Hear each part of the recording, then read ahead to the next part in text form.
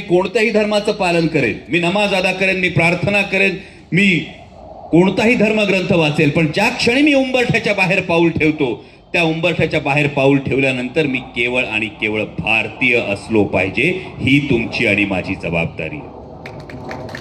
आणि म्हणून तुम्हाला हा अमन का कारवा पुढे जात असताना मी रोजगाराविषयी मगाशी बोलतो. विचार करा, मध्यंतरी चीनमध्ये खूप मोठे उद्योगधंदे बाहेर पडले. चीनमधून अनेक उद्योगधंदे बाहेर पडले, तुम्ही प्रत्येकाने वाचलं असेल. पण हे उद्योगधंदे भारतात आले का? जर जगातली 5वी अर्थव्यवस्था असेल, आता 3ऱ्या अर्थव्यवस्थेकडे झेप घेतोय असं सांगितलं जात असेल, तर हे सगळे उद्योगधंदे भारतात येणं अपेक्षित होतं ना.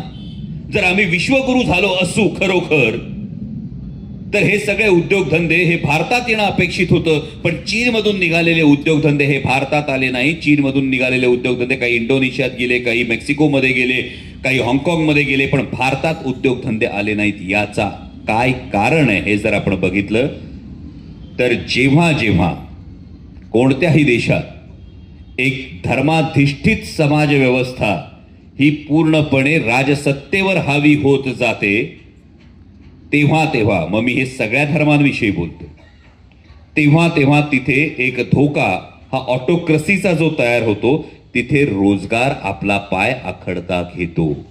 आणि म्हणून याचं सर्वोत्तम उदाहरण हे छत्रपती शिवाजी महाराजांच्या राज्याभिषेकाचं मी कायम देतो. की छत्रपती शिवाजी महाराजांचं राज्य असं होतं की 350 वर्षानंतर सुद्धा आजही छत्रपती शिवाजी महाराजांचं नाव घेतलं तर जय जयकार करणार नाही असं नरड महाराष्ट्रात नसतं.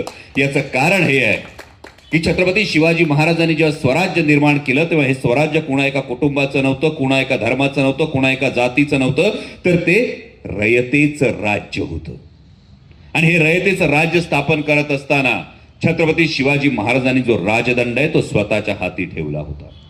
हा राजदंड स्वतःच्या हाती ठेवण्याचं एक महत्वाचं कारण होतं की तोपर्यंतचा राजा हा प्रत्येक जण शपथ घेताना म्हणायचा, माझा राजदंड मी माझ्या धर्मगुरूच्या हाती देतोय आणि माझ्याकडून जर काही अनुचित प्रकार घडला तर माझा धर्मगुरू माझ्या मस्तकावर त्या राजदंडाचा प्रहार करून मला पदच्युत करेल. म्हणजे धर्मसत्ता ही राजसत्तेच्या वरचढ होती.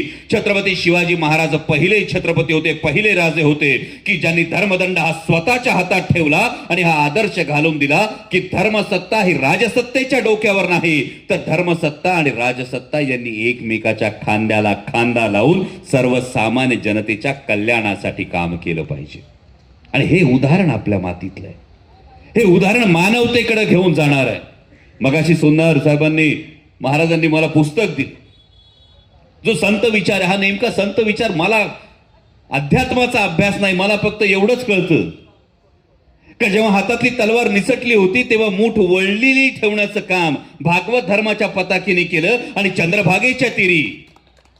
चंद्रभागेच्या तीरी जेव्हा 18 पगड जातीचे लोक एकत्र येऊन एका पांडुरंगाच्या चरणी जेव्हा नतमस्तक होतात, तेव्हा 18 पगड जातीच्या मावळ्यांना घेऊन स्वराज्य उभं करणाऱ्या छत्रपतींचा जो संदेश आहे तो आजही या महाराष्ट्रात, या मातीत जपला जातो. आणि म्हणून तुमचं आणि माझी जबाबदारी कैक पटीनं वाढते. आज जेव्हा देशात आपण परिस्थिती पाहतो तेव्हा एकीकडे नारा दिला जातो अबकी बार 400 पार.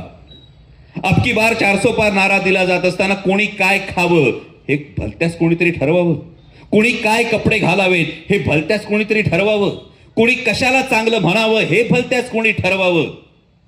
आणि म्हणून जेव्हा मगाशी शिंदे साहेब म्हणाले की यामध्ये मतदानाचं जे पवित्र कार्य आहे, संविधानानं दिलेला जो अधिकार आहे, हे मतदानाचं पवित्र कार्य करत असताना आपल्याला फार जागरूक राहावं लागेल.